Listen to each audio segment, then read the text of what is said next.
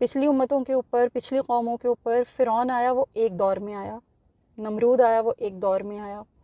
اس کے علاوہ یہ حامان، قارون اور یہ شداد وغیرہ، یہ سارے اپنے اپنے دور میں ظاہر ہوئے تھے. یہ بھی باطل تھے، یہ بھی شر، لیکن اپنے اپنے دور میں ظاہر ہوئے.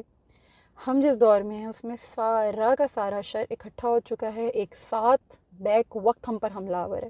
ساری باطل قوتیں ایک ہو چکی ہیں، اور یہ شر اتنا عام ہو چکا ہے، اتنا پھیل چکا ہے، اتنا بڑھ چکا ہے کہ ہمارے پاس اس سے بچاؤ کا راستہ کون سا ہے. ہم پریشان ہیں، ہم کنفیوز ہیں. امت اس وقت بکھری ہوئی ہے کیونکہ امت کے پاس کوئی لیڈرشپ نہیں ہے. جو لیڈرز ہیں وہ بھی باطل اور تمام جتنے یہ شر پسند جو تنظیمیں ہیں ان کے انڈر کام کر رہی ہیں. تو ہمیں تو خیر کی طرف کوئی دعوت دینے والا بھی نہیں ہے اور خیر کی طرف بلانے والا بھی کوئی نہیں. تو ایسی صورت میں ہم کیا کریں؟ ایسی صورت میں ہمارے پاس جو کہف ہے وہ رسول اللہ صلی اللہ علیہ وآلہ وسلم کی اطاعت ہے. آپ صلی اللہ علیہ وآلہ وسلم